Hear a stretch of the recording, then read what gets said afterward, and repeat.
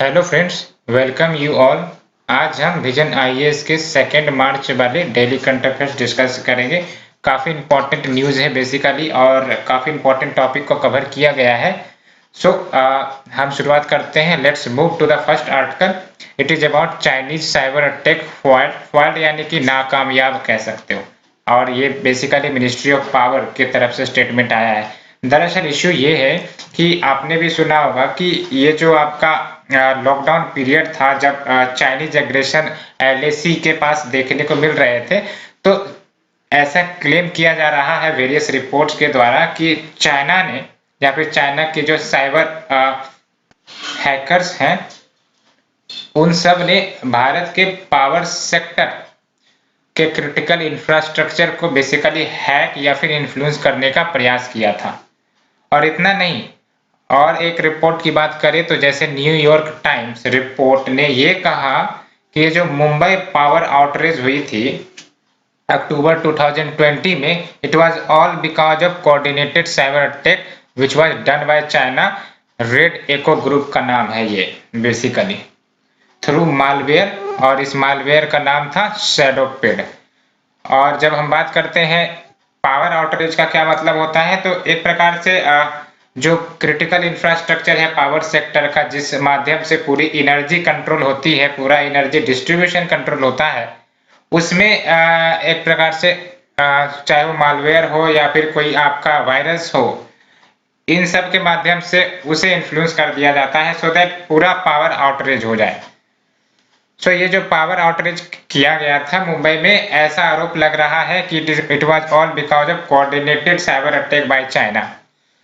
तो अगर बात करें क्रिटिकल इंफ्रास्ट्रक्चर की, तो ये हमारा पावर एंड एनर्जी सेक्टर हो गया, या फिर टेलीकॉम सेक्टर कह सकते हो, banking and finance sector, transport, government facilities, dam, ये सब को आप क्रिटिकल इंफ्रास्ट्रक्चर किसी भी देश के लिए कह सकते हो। अब क्रिटिकल इंफ्रास्ट्रक्चर का क्या मतलब हो सकता है, तो क्रिटिकल इंफ्रास्ट्रक्चर यानी कि वैसी इंफ्रास्ट्रक्चर, चाहे वो फिजिकल हो सकती है या फिर साइबर बेस्ड सिस्टम हो सकती है, which is essential to minimum operations of the economy and the government. Just like आपका इंटरनेट है, जस्ट लाइक आपका बैंकिंग सिस्टम है, जस्ट लाइक आपका टेलीकॉम सिस्टम है, ये सब आपके क्रिटिकल इंफ्रास्ट्रक्चर है। अगर ये बेसिकली किसी भी प्रकार से इन्फ्लुएंस होते हैं या फिर आउटरेज होते हैं, तो कहीं ना कहीं जो इकोनॉमी है या फिर जो गवर्नमेंट ऑपरेशन करती है वेरियस एक्टिविटीज का, वो सब डाउन हो जाएंगी।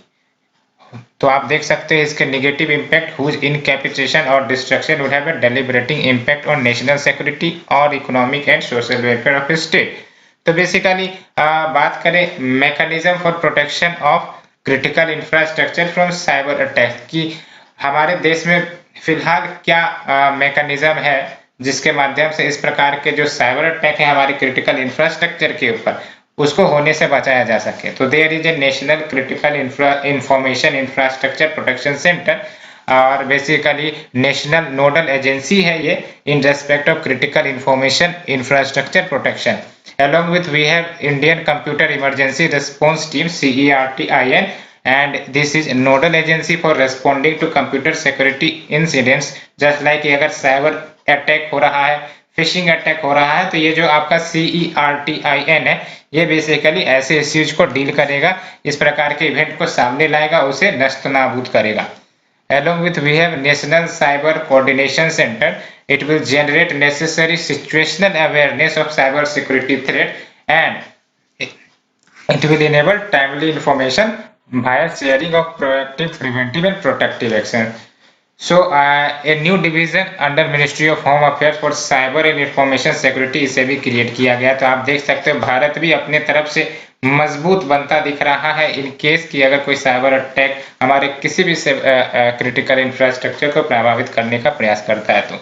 तो अब ये जो हमारे क्रिटिकल इंफ्रास्ट्रक्चर है, इसके क्या क्या थ्रेट हो सकते हैं, तो इट कैन बी एक्सीडेंटल और टेक्निकल। एक्सीडेंटल यानी कि कुछ कारण बस अचानक से हो गए, तो इसे आप एक्सीडेंटल कह सकते हो, है ना। तो infrastructure and hazardous material failures, है ना, तो जो भी आपके जैसे आपके ट्रांसफार्मर्स हो गए या फिर जो डैम में जो आपके सिस्टम्स होते हैं, वो सब फेल हो जाने के कारण भी एक्सीडेंटल और टेक्निकल फेल्यूर के कारण ये आपका क्रिटिकल इंफ्रास्ट्रक्चर प्रभावित हो सकता है। पावर ग्रिड फेल्यूर्स, ये सब एग्जांपल है एक्सीडेंटल और टेक्निकल फेल्यूर्स का। या फिर और जो अन्य थ्रेट जो हो सकते हैं वो नेचुरल डिजास्टर लेट से कि कभी भी साइक्लोन आती है, या फिर यूं कह सकते हो कि हो सकता है एस्ट्रॉइड अटैक हो जाए तो सैटेलाइट जो है प्रभावित हो जाए। तो ये सब आप कह सकते हो कि नेचुरल डिजास्टर है जो क्रिटिकल इंफ्रास्ट्रक्चर को प्रभावित कर सकती है।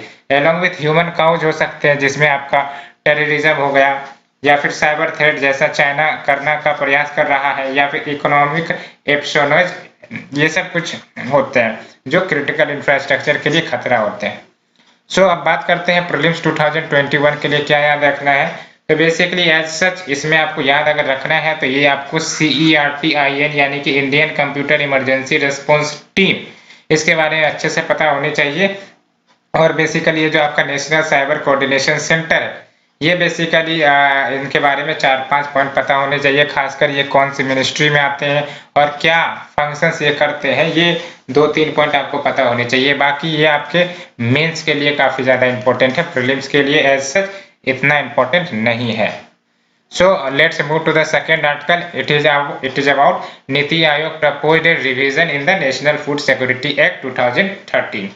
तो बेसिकली क्या कंटेक्स्ट है, तो ये जो आपका नेशनल फूड सिक्योरिटी एक्ट है, जब हम इस एक्ट की बात करते हैं तो ये लीगल राइट देते हैं to persons belonging to the eligible household कि उनको फूड ग्रेन्स मिले at the central issue price under the targeted public distribution system. याद रखें ये सेंट्रल इश्यू प्राइस आपका MSP नहीं है, ये सेंट्रल इश्यू प्राइस वो प्राइस है जिस पर जो सब्सिडाइज्ड फूड मिलते हैं पब्लिक डिस्ट्रीब्यूशन सिस्टम के माध्यम से।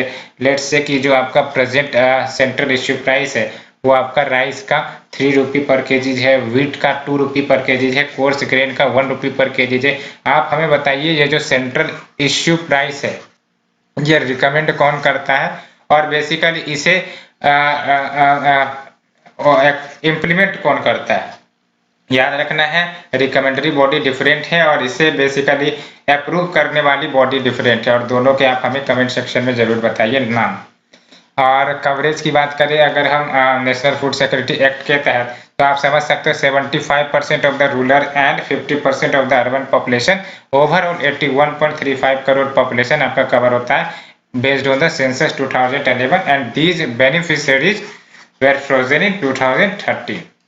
और अगर हम बात करें एलिजिबिलिटी हाउस होल्ड, तो कौन कौन से हाउस होल्ड ये इस स्कीम के तहत एलिजिबल होते हैं फूड्स लेने के लिए। तो बेसिकली इसको आप 2 टाइप्स में बांट सकते हैं। तो प्रायोरिटी हाउस होल्ड, और प्रायोरिटी हाउस होल्ड में basically 5 kg of food grain पर पर्सन पर मंथ मिलते हैं, और दूसरा जो है वो अंत्योदय अन्न योजना, और इसके तहत 35 kg पर person per month at the same prices आपको मिलते हैं। तो आप देख सकते हैं एक है आपका अंत्योदय अन्न योजना और दूसरा है प्रायोरिटी हाउस होल्ड। सो और अगर हम बात करें नीति आयोग की जो रिवीजन वाली सजेशन है, तो आप देख सकते हो नीति आयोग ने सजेस्ट किया है कि जो कवरेज है वो 60% कर दी जाए from the current 75% of the rural population and 40% from the current 50% of the urban population. तो देख सकते हो ये जो शेयर है बेनिफिशियरीज का उसे कम करने का सजेशन दिया जा रहा है।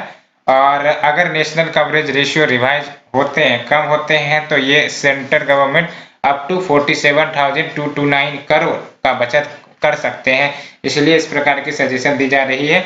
लेकिन अगर नो चेंज इन कवरेज होता है तो एडिशनल सब्सिडी रिक्वायरमेंट हमें कितनी देनी पड़ती है 14,800 करोड़ का, बिकॉज आपको भी पता है कि बेनिफिशरीज की संख्या में जब वृद्धि होगी तो डेफिनेटली केंद्र सरकार को सब्सिडी फूड ग्रेन्स पर देनी होती है, अलोंग विद जो आपके फूड प्राइसेस होते हैं वो भी सेंट्रल गवर्नमेंट को बेसिकली मेंटेन नहीं हो पाते, क्योंकि काफी ज्यादा आप समझ सकते हो 1 या 2 रुपये में ये प्रोडक्ट मिल जाते हैं।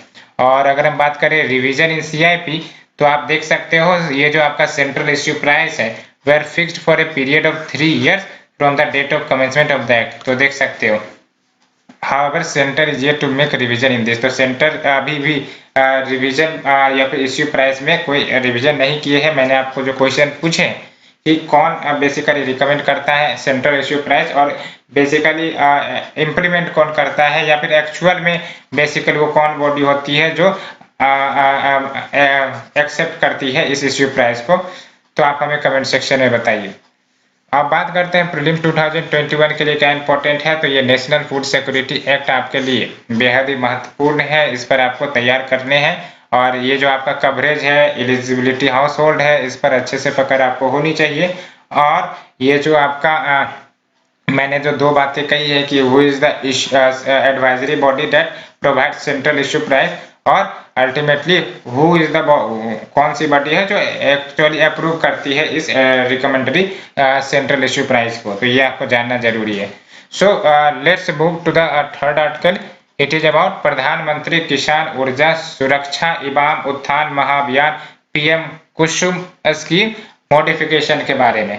तो बेसिकली अगर हम बात करें पीएम कुसुम के बारे में, जो कि बहुत लंबा चौड़ा एक प्रकार से इसका स्कीम का नाम है, तो it is a farmer income support. तो ये जो आपका पीएम कुसुम स्कीम है, एक सिंपली कहे तो फार्मर इनकम सपोर्ट है एंड डी डीजलिंग स्कीम, समझ सकते हो। याद रखना आपको, डी डीजलिंग यानी कि डीजल का प्रयोग कम करने के लिए बेसिकली प्रयास किया जाएगा, जो फार्मर्स यूज करते हैं अपने बेसिकली इरिगेशन पर्पसेस के लिए। तो उसके लिए जो फार्मर इनकम सपोर्ट दिए जाएंगे वो आपका पीएम कुसुम है। और ये जो आपका स्कीम चल रहा है, आप समझ लीजिए, ministry of new and renewable energy with an aim to add renewable capacity of 30.8 gigawatt by 2022। और इसके तहत क्या बेसिकली बेनिफिट्स होते हैं, तो इसमें आपको installation of solar pumps and grid connected solar and other renewable plants for farmers, ये स्टैब्लिश करने की बात करते हैं। जब हम ग्रिड कनेक्टेड की बात करते हैं, जैसे आपके घर में जो इलेक्ट्रिसिटी आती है वो बेसिकली पोल के माध्यम से आती है, वायर कनेक्टेड रहती है और ये पूरी तरह से इंटीग्रेटेड होती है। तो ये जो इंटीग्रेटेड पैटर्न आप देखते हो, इसी को ग्रिड कनेक्शन कहते हो, कि एक जगह मैंने सप्लाई दे दी तो ये पूरे pole to pole supply connected है, ये यहाँ किसी प्रकार का आपको डिस्कनेक्शन नहीं मिलेगा। तो ये जो इंटरकनेक्टेड सिस्टम है आपका, इसको आप ग्रिड पैटर्न कहते हो। और बेसिकली अंडर न्यू मॉडिफिकेशन जो कंपोनेंट सी है has been modified to shift focus to solarise agricultural feeders instead of pumps. तो ये कुछ मॉडिफिकेशन किए गए हैं कि जो कंपोनेंट सी है उसे बेसिकली मॉडिफाई इस वे में किया गया है कि पहले जो है सोलर पंप्स पर फोकस किया जाता था, अब जो है एग्रीकल्चरल फीडर्स को सोलराइज किए जाएंगे। और until now farmers were provided with 60% financial assistance which was equally shared between center and state। तो 60% असिस्टेंस जो दिए जाते थे, तो मान के चलो कि 30-30 का मतलब 50-50 का रेशियो स्टेट और सेंटर के बीच में होता होगा for solaring their agricultural pumps which meet that 40% has to be borne by the farmer themselves। तो ये जो अब क्या मॉडिफिकेशन हुई है कि जो सेंट्रल गवर्नमेंट है वो 30% of the cost of building of a small solar plant bear करेगी to supply electricity to the feeder, और basically 70% would be borne by state owned discoms. तो आप समझ सकते हो 70% would be borne by state owned discom, यानी कि 100 rupees का कॉस्ट लग रहा है तो सेंट्रल गवर्नमेंट मात्र 30 रुपीज बियर करेगी और जो 70 रुपीज होंगी वो बोर्ड करनी पड़ेगी स्टेट ओन्ड डिस्कॉम के द्वारा। तो basically this will obviate need for farmers to replace every existing pump in villages with solar pump, क्योंकि अभी जो है आप समझ सकते हैं स्टेट ओन्ड डिस्कॉम जो है उनकी जिम्मेदारी होगी। इससे पहले में क्या था, 40% फार्मर्स के द्वारा बोर्ड करने पड़ते थे। तो इसका बेनिफिट ये होगा कि अब जो है फार्मर जो है इस दिशा में सोलर पंप के स्टेब्लिशमेंट के दिशा में जरूर बेसिकली इंटरेस्ट दिखाएंगे। So main type of stand alone solar pumping system में आप देख सकते हैं तो रोटेटिंग है, centrifugal pump which are design for fixed head applications. हमें इतने रिसर्च करने की जरूरत नहीं कि रोटेटिंग है, पॉजिटिव डिस्प्लेसमेंट पंप है। तो वैसे आप समझ लो कि पॉजिटिव डिस्प्लेसमेंट पंप में पंपिंग एक्शन साइक्लिक है and can be driven by pistons, screws, gears, rollers. अब हमें साइंस की लगता है एग्जाम देनी पड़ेगी, इतने ज्यादा डिटेल पुश किए जाते हैं मैगजीन में। Submersible and surface pump based on their placement under water and above water line. तो ये कुछ बेसिकली सोलर पंपिंग सिस्टम है, वैसे आपको याद रखने की जरूरत नहीं है इतने सारे डिटेल। और अगर हम बात करें कम इस स्कीम को, इसे आपको समझना है 3 कंपोनेंट ऑफ स्कीम, जिसमें हमने कंपोनेंट सी की अभी बात की थी। तो आप कंपोनेंट ए देख लो, installation of decentralized ground mounted grid connected renewable power plant component B में आपका stand alone solar power agriculture plant. Stand alone यानी कि लेट्स से कि आपके 3 खेत हैं तो 3 खेत में 3 separate solar power agriculture pump होंगे। कंपोनेंट सी की बात करें तो solarisation of grid connected agriculture pump. तो अगर हम बोल रहे हैं कंपोनेंट सी की तो आप समझ सकते हो कि बेसिकली लेट से कि 3 खेत हैं, यहाँ पर तीनों बेसिकली सोलर पंप स्टेब्लिश किए गए हैं। तो कंपोनेंट सी क्या बोलेगा कि बेसिकली इन तीनों को ग्रिड कनेक्ट कर दिया जाए। ग्रिड कनेक्ट यानी कि अगर ग्रिड कनेक्टेड है तो लेट से कि यहाँ पर अगर सोलर एनर्जी प्रोड्यूस हो रहा है एक्सेस में तो ये ट्रांसफर होकर इधर आ सके, ये ट्रांसफर होकर इधर आ सके, जस्ट लाइक जो आपके पोल एंड ट्रांसफार्मर सिस्टम में होता है जो आपके घरों में इलेक्ट्रिसिटी आती है। तो ये होता है आपका ग्रिड कनेक्टेड का मतलब। So let's move to the next article. It is about इससे पहले हम प्रीलिम्स 2021 की बात कर ले, क्या इंपॉर्टेंट है। तो प्रीलिम्स 2021 में पीएम कुसुम स्कीम काफी ज्यादा महत्वपूर्ण है, आपको इसे रिमेंबर करने पड़ेंगे, खासकर कौन सी मिनिस्ट्री के अंतर्गत है ये और बेसिकली क्या कुछ एक्सक्लूसिव प्रोविजंस है, याद रखना है। नॉर्मली तो आप एलिमिनेट कर सकते हो लेकिन जब कुछ फैक्ट वाले ऑप्शंस रहेंगे तो उसे एलिमिनेट करना मुश्किल हो जाएगा। जस्ट लाइक आप यहाँ देखो कि ये जो अभी मॉडिफिकेशन किए गए हैं कि centre will bear 30% and 70% will be borne by state on discom, तो इसमें आपके पास कोई ऑप्शन नहीं रहेंगे, इसमें आपको खुद से बेसिकली ऑप्शन याद रखने होंगे तभी आप एलिमिनेट कर पाओगे, अदरवाइज आपके ऑप्शंस गलत हो सकते हैं। सो ये सब बातें कुछ याद रखनी है, बाकी इस स्कीम के बारे में आप अच्छे से तैयार कर लें। So let's move to the next article. It is about first anniversary of formation and promotion of 10,000 farmer producer organisation, तो इससे जुड़ा हुआ है। तो अगर हम बात करें formation and promotion of 10,000 farmer producer organisation की, तो सबसे पहली बात तो ये समझना है कि फार्मर प्रोड्यूसर ऑर्गेनाइजेशन का क्या मतलब होता है। तो जब हम बात करते हैं फार्मर प्रोड्यूसर ऑर्गेनाइजेशन की तो नाम से आप पता चल रहे होंगे कि लेट से कि एक फार्मर है, 2 फार्मर है, 3 फार्मर है, तीनों सेपरेटली बेसिकली अपने फील्ड में काम कर रहे हैं। तो ऐसे में जो इनकी इनकम है उसको बढ़ाने में दिक्कतें आती हैं सेंट्रल गवर्नमेंट को या फिर किसी भी गवर्नमेंट को, क्योंकि ये सब जो लैंड है काफ़ी ज़्यादा मार्जिनलाइज्ड है, काफ़ी स्मॉल होते हैं, तो मशीन्स नहीं इम्प्लीमेंट हो सकते हैं। बेसिकली जो अगर बल्क में मटेरियल खरीदा जाए तो चीपर पड़ेंगे, लेकिन चूंकि सेपरेटली अगर खरीदा जाएगा तो चीपर नहीं पड़ेंगे। तो इसी बात को ध्यान में रखते हुए कि इस प्रकार के खर्च कम हो और फार्मर की इनकम बढ़े तो क्यों ना बेसिकली जो फार्मर्स हो वो एक साथ आए और अपने लैंड जो है बेसिकली एक प्रकार से कोऑपरेटिव की तरह लैंड को यूज करें और फार्मर प्रोड्यूसर ऑर्गेनाइजेशन बनाए जो इन लैंड को जो है वो ग्रुपिंग्स गवर्न करेंगी, साथ ही साथ जो भी मशीन्स लानी है, जो इनपुट्स लगनी है, वो सब साथ मिलकर डिसीजन ले सके so that ultimately income of the farmer बढ़ सके। तो इस प्रकार से फार्मर प्रोड्यूसर ऑर्गेनाइजेशन का कंसेप्ट लाया गया था। तो अगर हम बात करें फार्मर प्रोड्यूसर ऑर्गेनाइजेशन वाली की तो ये सेंट्रल सेक्टर स्कीम है ministry of agriculture and farmers welfare के तहत। क्या ऑब्जेक्टिव है बेसिकली, तो फॉर्मेशन ऑफ 10,000 FPO यानी कि farmer producer organisation in 5 years period from 2019 to 20 to 2023 to 24। तो basically to ensure hand holding support to each FPO for 5 years। याद रखना है आपको इस स्कीम के बारे में, formation and promotion of 10,000 farmer producer organisation. पहली बात सेंट्रल सेक्टर स्कीम है मिनिस्ट्री ऑफ एग्रीकल्चर के तहत। दूसरी इंपॉर्टेंट बात कि बेसिकली 10,000 FPOs की एस्टेब्लिश करने की बात करती है 5 years के पीरियड में between 2019 to 2023-24। And hand holding support, hand holding support यानी कि गवर्नमेंट इन ऑर्गेनाइजेशंस को सपोर्ट करेंगे, चाहे वो सब्सिडी के माध्यम से हो चाहे वो लोन के माध्यम से हो। तो इस प्रकार के हैंड होल्डिंग सपोर्ट गवर्नमेंट के द्वारा ईच FPO को 5 साल के लिए सपोर्ट किए जाएंगे। और बेनिफिशियरीज आप देख सकते हो small and marginal farmers who do not have economic strength to apply production technology services and marketing including the value addition। तो ऐसे स्मॉल एंड मार्जिनल फार्मर्स के लिए ही इस प्रकार की बेनिफिट या स्कीम लाई जाएंगी। और इम्प्लीमेंट कौन कर रहा है ये, तो basically small farmer agri business consortium, national cooperative development corporation and NABARD. तो ये भी याद रखना है कि ये स्कीम जो इसमें इस प्रकार की फीचर्स बताई जा रही हैं कौन इम्प्लीमेंट कर रहा है, तो इट इज ए ट्रायो में पहला आपका small farmer and agri business consortium हो गया, फिर NCDC हो गए, फिर नाबार्ड हो गए।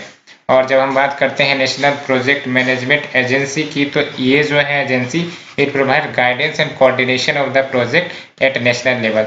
और अगर हम बात करें बेनिफिट ऑफ एफपीओज, तो काफ़ी बेनिफिट हो सकते हैं। पहली बात तो ये है कि एफपीओज जो लाए गए हैं it will be basically develop in produce cluster. तो क्लस्टर्स आप सुने होंगे, इंडस्ट्रियल क्लस्टर सुने होंगे, सर्विस क्लस्टर्स सुने होंगे, लेकिन अब एग्रीकल्चरल क्लस्टर्स का कंसेप्ट भी लाया गया है ना। तो एफपीओज के माध्यम से प्रोड्यूस क्लस्टर्स बनाए जाएंगे where agriculture and horticultural produce are grown for leveraging economies of scale. Economies of scale यानी कि high production and improving the market access for member, and it will promote selling of farmer produce from farm gate of farmers, thereby enhancing the farmers income और shortened supply chain and reduced market cost। बिल्कुल सही। अब 50 farmer अकेले transportation करके एक मंडी के पास अपने अनाज लेके जाए, इससे बढ़िया है कि एक ही एफपीओ है वो सारे अनाज को लाद के वो जो है एपीएमसी मंडीज के ऊपर लेके जाएं, तो डेफिनेटली कॉस्ट भी कम होगा,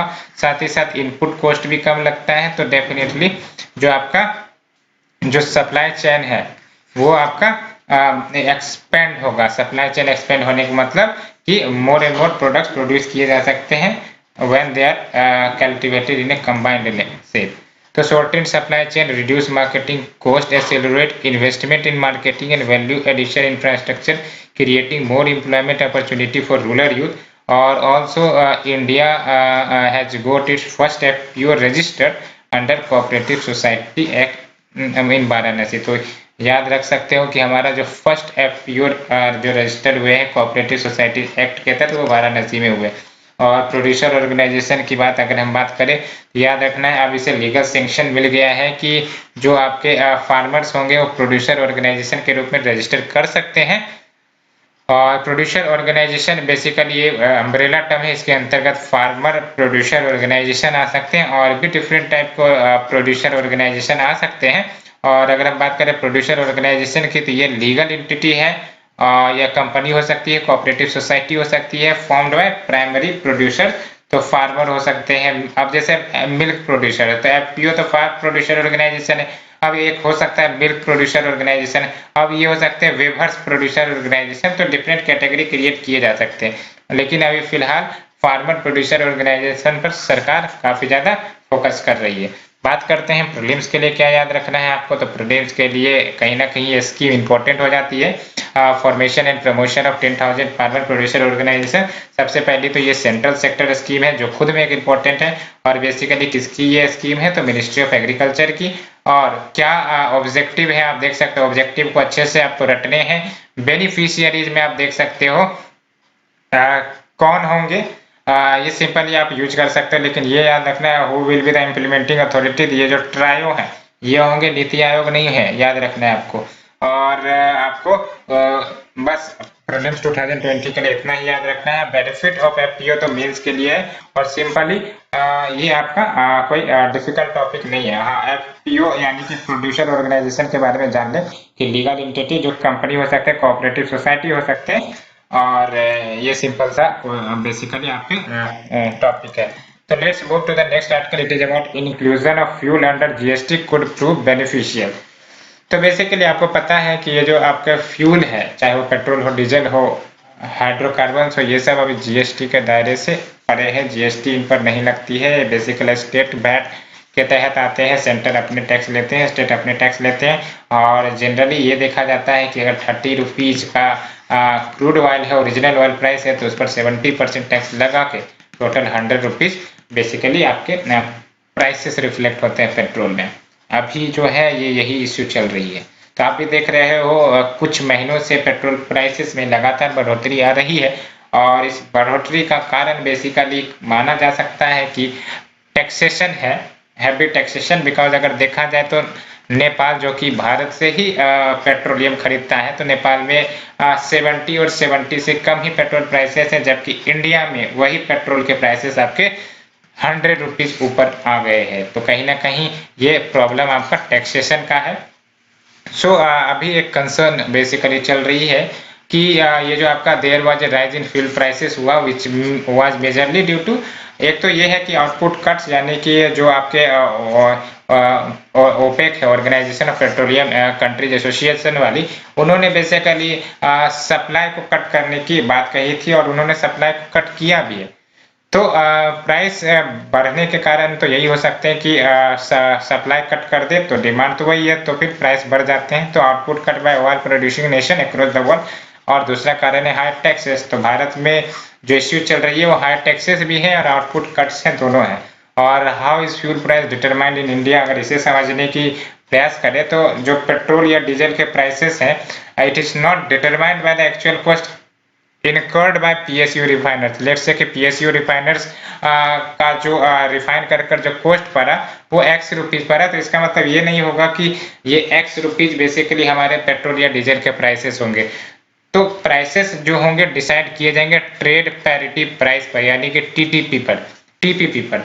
और ये आप देख सकते हो, अगर हम बात करें ट्रेड पैरिटी प्राइस की, तो इसके तहत 80% of the petrol and diesel जो भारत में इंपोर्ट होते हैं और 20% एक्सपोर्ट किए जाते हैं, इस हिसाब से बेसिकली प्राइस डिटरमाइन किए जाते हैं।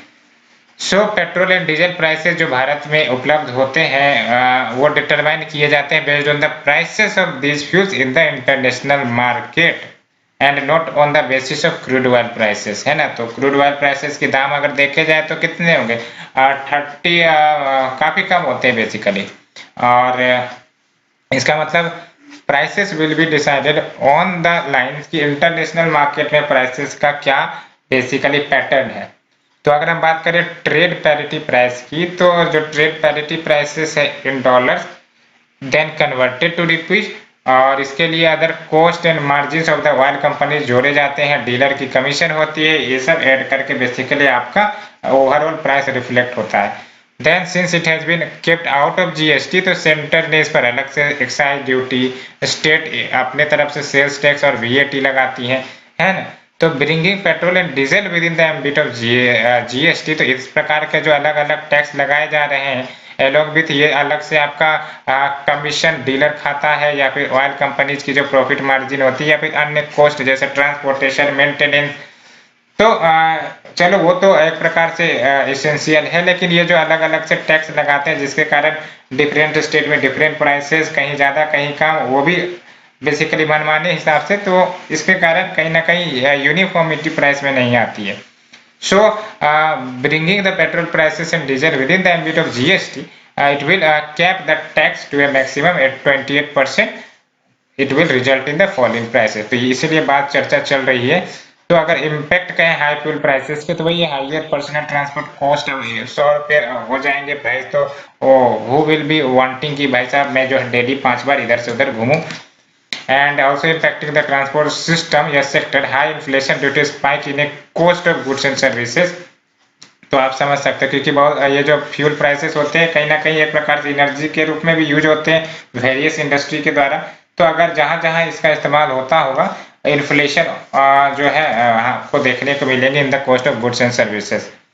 सो लेट्स मूव की आपको various factor that influences the fuel price in India. तो इंटरनेशनल क्रूड ऑयल प्राइसेस बिल्कुल सही है, इंपोर्ट ड्यूटी क्या है, रिफाइनरी कॉस्ट क्या है, फ्राइट कॉस्ट यानी कि ट्रेवलिंग, जब आपका रिफाइनरी से डिफरेंट लोकेशन पर जाते हैं तो आपका फ्राइट कॉस्ट लगता है, central excise, state VAT, margin of marketing company यानी कि प्रॉफिट, रिटेल फ्यूल आउटलेट्स, उन सब का बेसिकली कमीशन कंसेशन देख के ये सब वेरियस फैक्टर हैं जो फ्यूल प्राइसेस को इन्फेक्ट करते हैं। अलॉन्ग विद आपका जो है सप्लाई डिमांड जो आपका इम्बैलेंस होता है वो भी कहीं ना कहीं इन्फ्लुएंस करता है। अगर भारत में बेसिकली ऑयल रिजर्व जो भी है अगर उसका एक्सप्लोरेशन बढ़ा दिया जाए तो भी चांस है कि फ्यूल प्राइसेस को कम किया जा सकता है। अब बात करते हैं प्रीलिम्स 2021 के लिए क्या याद रखना है। सबसे इम्पोर्टेंट बात तो ये याद रखनी है, जो आपके petrol, diesel, hydrocarbon, natural gas सब है, ये सब आपके जीएसटी के दायरे से बाहर हैं। ये याद रखना है आपको, कंठस्थ तरीके से याद रखना है। तो इन पर क्या लगता है, स्टेट का वीएटी प्लस एक्साइज ड्यूटी लगता है।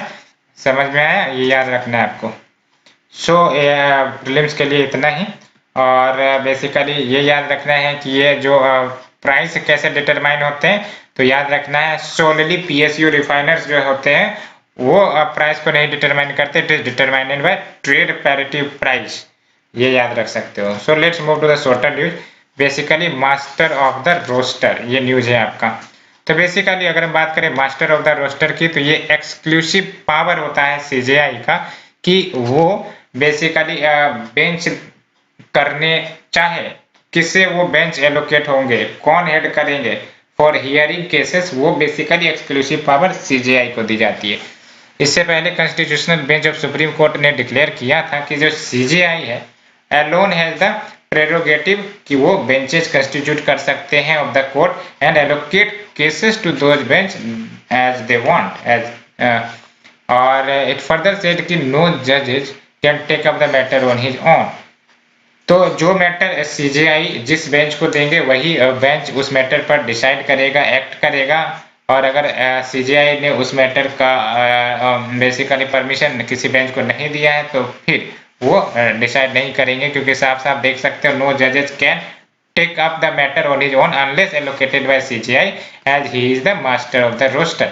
और केसेस जहां पर मास्टर ऑफ द रोस्टर के ऊपर वेरियस जजमेंट आई है, तो आप देख सकते हो Ashok Pandey versus supreme court of India 2018 में, उसके बाद Shanti Bhushan versus supreme court of India 2018 में। तो ये दोनों केसेस प्रीलिम्स के लिए इंपॉर्टेंट हो सकते हैं। It deals with master of the roster, और इन सबों में एक ही बात है कि सुप्रीम कोर्ट का CJI master of the roster है, वो एलोन उनके पास पावर है to constitute benches and allocate cases to those benches as well.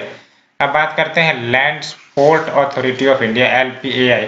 तो क्या कंटेक्ट है, recently LPAI celebrated its foundation day. LPAI की बात करें तो स्टेट्यूटरी बॉडी है which comes under ministry of home affairs, रट लेना, ये मिनिस्ट्री ऑफ शिपिंग के अंतर्गत नहीं आता है।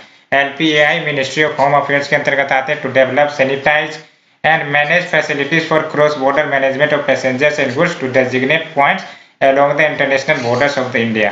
मेन फंक्शंस में क्या आ जाते हैं आपके, to address security imperatives at integrated check post along with construct roads, terminals and ancillary buildings at ICP, और basically provide appropriate space and facilities for immigration, customs, security, taxation authority, animal and plant quarantine, warehouses, cargo etc.